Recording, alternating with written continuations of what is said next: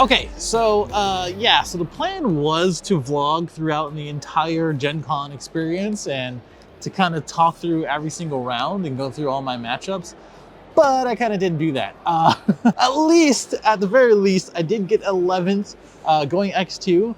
Shout out to Legends, who was one of my losses. I absolutely punted that game. Man, it has been a long time since I've been in an in-person event. Let's put it that way. But he punted too, so I guess he just got the win out of it, all of it. He ended up 6th, but either way, shout out to the Raditz player who beat me as well. He's actually going to be on the channel being a top 16 Raditz, and that pushed up my tiebreakers as well as a hatch player. So thank you everyone. But overall, the entire event was ran really smoothly. Shout out to Christelle and as well as David and everyone else behind the scenes, like Cam, doing the judging and as well as just running the tournament. I think like maybe 2 or 3 minutes in between rounds. We were just done pretty quickly throughout the 7 rounds. And yeah, I really did have fun seeing everyone, and it was just surreal, just playing inside of a stadium. I think everyone was feeling the same exact way, honestly. I think pretty much just like being in a stadium where all the felt, the grass, I don't know what it is. It just got kind of repurposed for everyone to walk on it, which is pretty cool. I actually really do like that. It just felt nice and real. Let's just put it that way. I don't know the next time I will be on camera right now, but today is Thursday, which is the first day at Gen Con, which is the first day for Dragon Ball. And then the next 2 days are teams for Dragon Ball, and then Sunday is the other regional. So we'll probably have some different results, and maybe I'll chime in. If not, the next thing will probably be some more B-roll of everything, and as well as my deck profile. And we're back here at home, man.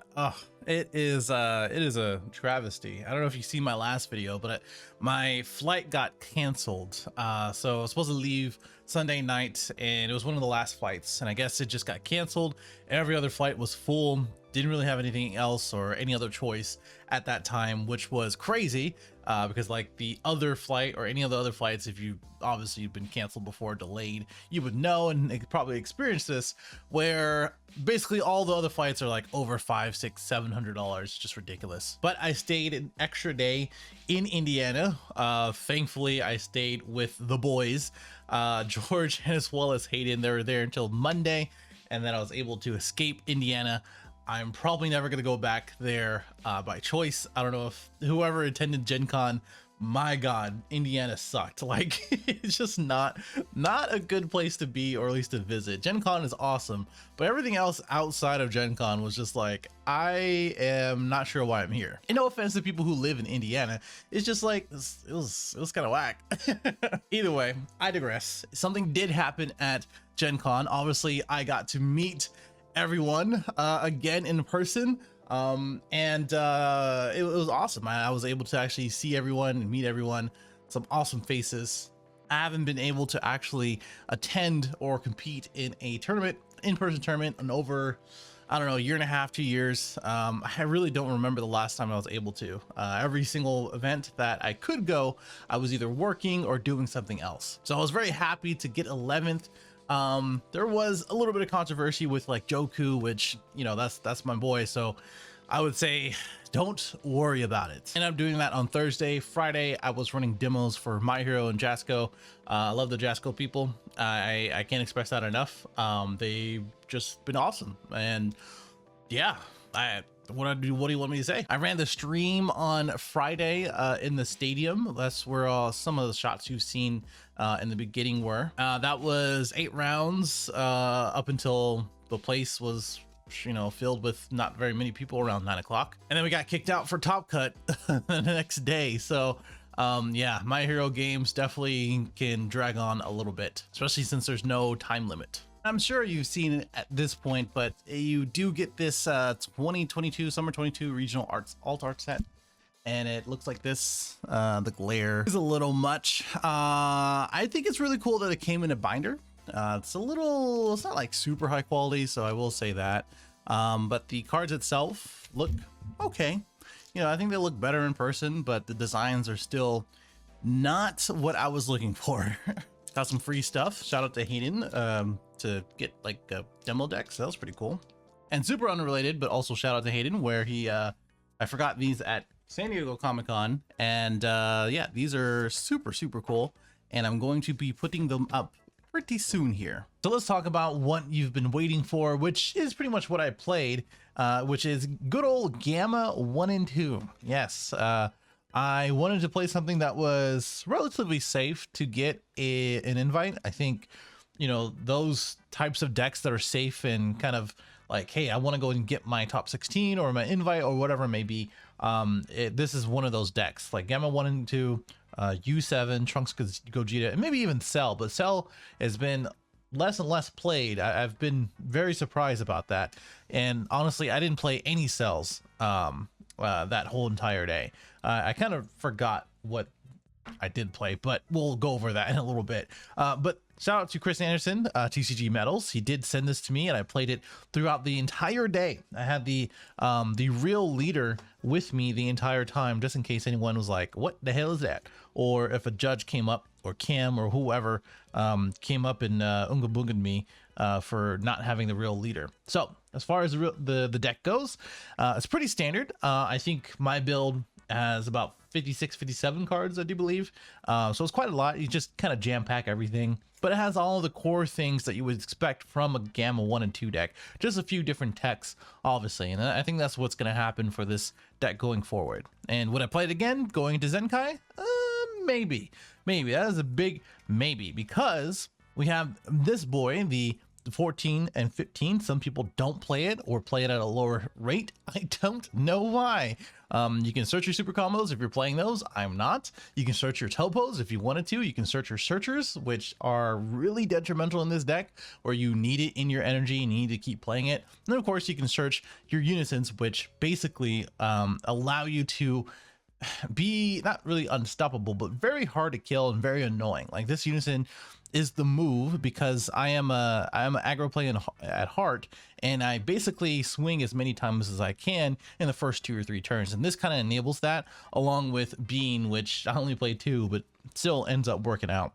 But this is really good. It fails to die a lot of the time, and you can play a lot of different shenanigans between your topo, your Android 14s, and as well as D-Magic and maybe even Token Negate if you do play those. But those things, this thing is great, and it is a good sub unison or pre unison to the baby or the Majin Buu unison as well on turn 4.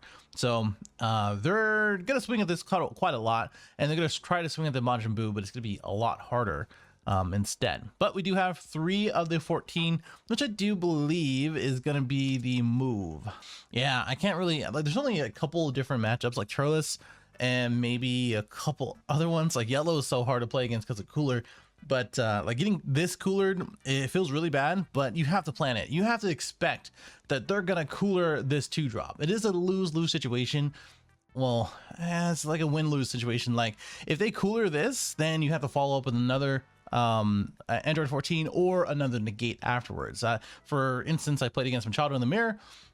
We went into time, and basically the plan was to negate with this. He babies it, which is basically a cooler, and then I had Hatch in my hand afterwards, which obviously you can't cooler or baby if they don't have enough energy. So you just slam down the Hatch, you end the turn, and you just go about your way. Although it is a little bit of a significant investment for 2 cards out of your hand and you just don't get anything out of it, it does work out. Well, 4 cards if you're counting Hatch. It does work out if you're going to be winning the next turn. 2 of these guys main boarded. I think 2 was right. I think I was trying to do 4 or 3, I mean, but I think 2 is right. And this is for Mecha Frieza. This is for the mirror. This is for anything else. And I think more and more Gamma players are playing less of the 14, even though it is a very good card. It's just that it is so represented now in the last few events, is that they're going to be having a lot of counterplays and as well as answers for it.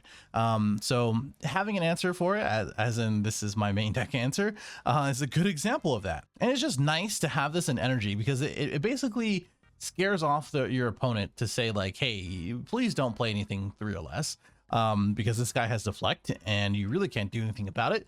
And it's a 2 energy investment, which I get 3 at the beginning of your turn anyway. So there you go. 3 of the 18s. I love this card. Not only that she I'm gonna demonetize if I say she's like mommy 18 stepping on you, but I mean it's not wrong. But she is critical, which is appropriate.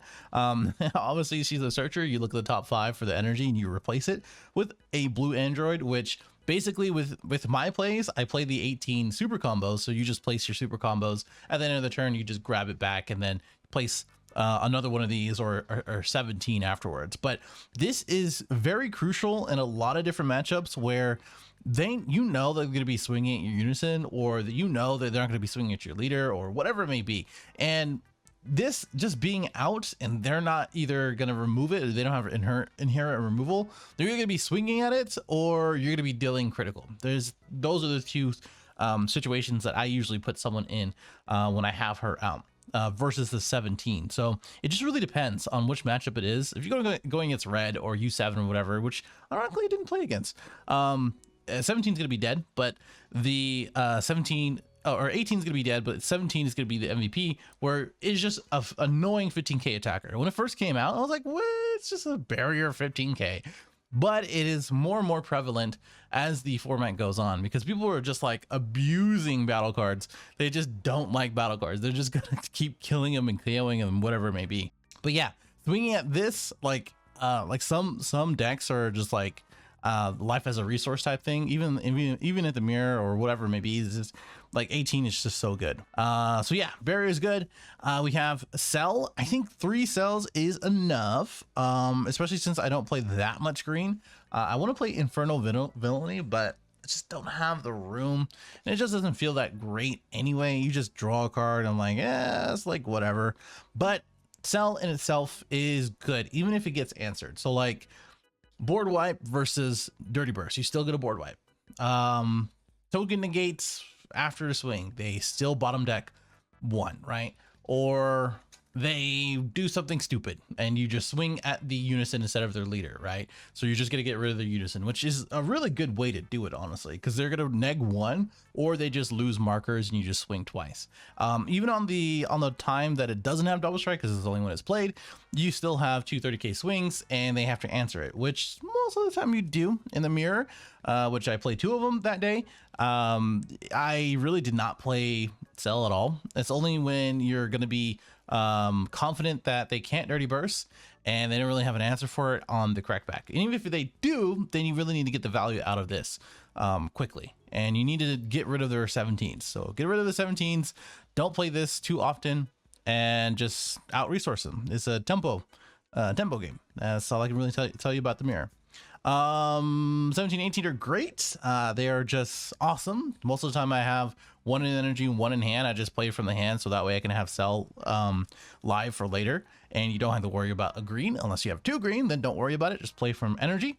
But being able to remove things against like U7 or even the mirror or even Turles, sometimes if they play like Dragon Fist or something, that type of thing. But it is really good just as a 20k dual attacker. Like, just having the value of having a dual attacker that is 20k that has deflect is just so good. As the red ribbon stuff, I hope you guys love my Rimuru sleeves. We have 3 D magic. Some people don't play D magic. You are insane. It is free energy, my guy, and it helps you take life when you choose to. I don't like the token negates, even though you can hard cast them for 2, but you have to be at 5, and most of the time you either win or be at 6 the majority of the game. So being able to negate, untap your energy to get a beam, to get Android 16 out if you ever arrival, which ironically I didn't do in playtesting before the event. I really did use 16 quite a lot, but oh well. But you have all of those options for you, or even open up for a 14 negate. So there you go. It's so good. 2 bean. I like 3 bean, just didn't have the room for it. So you can fit a 3rd one. That's just me. In the main deck, that's just me. Two of the Realm of the Gods. I sided one pretty much every single game, I would think. So I think main boarding 3 of them is going to be the play. It's just so much good utility, and it's just a free card every single time they're going to be swinging at your leader or something else, because you just have that free energy, not using it anyway. So Realm of the Gods is really good. There is no doubt about it. One Dirty Burst. I sided one in pretty much half my games. Against Hatchiak, against a number of other ones. It's really dependent. 3 of the 18s, I think that's enough. I don't really like anything else or any more of those. I really didn't use it too much. Everyone really talks up this card, and honestly, in practice, it's like it's only reduced on their turn. So you really just have to make sure that any of their non-deflect threats are going to be taken care of after. Again, super combo of choice is going to be the 18. You can use it offensively, defensively. I don't like the searchable one just because you have to be a 4 or less. Again, if you just, build the deck around that type of thing where you can take life, or you're going to be using life as a resource basically, then yeah, go for it. But honestly, I use my life towards the end of the game, and this can put on pressure between the 17 18s, between the critical 18s, etc. Even Cell is a good one. But it really comes down to these guys, where you can do this for free on defense, and as well as combo out like a 30 or 25k swing, going back to back here, and just punish them by having them have 2 less cards in hand. So it's really good like that. And then 2 of these guys, or 1 of each really, the Baby and Golden Avenger, and then 1 in the side, and then same thing for the 17. I didn't resolve 17. I think I resolved once throughout the entire tournament. I did resolve Baby twice. It's just really good. Just a counter. It's the fairest counter that we have. So I think that's it's just really good. It's just really good. It's a barrier removal in playtesting. Shout out to locals. When the guys was playing Red Broly, he got out the secret Broly. If I didn't have this, I probably would have died immediately. 4 apes. Shout out to Jaden. I think I played 3 and he was like, play 4. So I played 4. So there you go. It's just such a good card. I mean, it's free technically, because you're gonna be untapping 3. It's just that good. Same thing for this, where I was just like, I don't really want to play Boo. I just want to use my 2 cost units, and play Boo. Definitely play Boo. It's really good against U7 if they're still playing the 4-drop or the 9-8-drop, whatever. And it's still good against really any boss monster deck that isn't a unison, which is why this format is pushing towards like Turles, and as well as Dripku, where it's like you have to fight against my unison, and you can't answer with your Majin Buu, you can't answer with your regular cards, so get rid of my unison type thing. And it's the same thing for Trunks Gogeta, because you can't, it chooses, so but it's still really good. 20k. It is a draw on your turn, which is very consistent and not really much to say.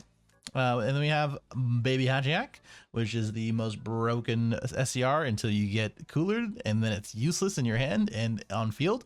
And then we have Scientist Fu. It just felt really good to use my drop for once, other than using the Unison and using the apes. So after you resolve an ape, you tap 1 for this, and then you draw 3 that turn, and now you have a double tracker 25k, which had happened. It's really good. Even if it gets answered, you still have 3 more cards in your hand, and you're drawing 1 more for the leader effect. So really good card. I would play the Mira, but it only draws 1, and you don't really need the untap 1. So having the plus 1000, which you don't really have too many in your deck anyway, is not bad. All right, so sideboard for the pre-side. So everything was pre-side. I've talked about it before as far as what, didn't really talk about that. But as far as the things before, I think 3 is good because there's so many counterplays. You might even side out 1 for things is going to be counterplayed. So like if you're going against red, they're going to be Vegetaing it all the damn time. So there you go. And then this for longer matches, which does help against yellow. Just be wary of the Jiren counterplay. Just play around it. Just make them tap out into 1 instead of 2. And then Realm of the Gods, like I said, is just really good in the main S3. Kale was for Bulma and things that had barrier, didn't play against 1. Koitsukai is so good. This as with the 2 cost or any of the topo negates, anything like that, like green, the gamma, really anything, even against like Super Saiyan 3 or Vegeta Ramp, this is good again. So I think this is definitely the play. Speaking of, Kami was good against Trunks Gogeta, but I didn't play any. But I did play against Legends and his KP, which was such a shit show, man. But I misplayed because he had 3 instead of 4. Just a reminder, this is 4 battle cards. I thought it included your side too. I was thinking of the Pan SER. I'm an idiot. Just read your cards. There you go. Never cited this in, but I can see the idea behind it. It's just good on offense, and that's pretty much it. One more dirty burst, like I told or said before. This is for Cell and like any other rogue matchups that really focused on basically just battle cards in general. This was for Trunks Gogeta, and then this was Trunks Vegeta, and this was for any blue decks and anything that was just good for negates, you know. Just tap 5 on your turn, draw 1, get something without barrier, and then say no to their negate, and then untap 3 and laugh through their face, I guess, you know. As far as matchups, I went against 2 Gammas, Hatchek, Raditz, which was one of my losses, KP, which was one of my losses, Mass Saiyan, and then I forgot the last one. Oh, I apologize. But if I did play you, go ahead and comment below. It was a long weekend. I apologize. That's pretty much it. Let me know what you think in the comments below. The guy who beat me, one of the Raditz player, I think he was the only Raditz player, to be honest. His tech profile is going to be up tomorrow, so watch out for that. Other than that, let me know what you think in the comments below. Subscribe if you're new, and I'll see you in the next one.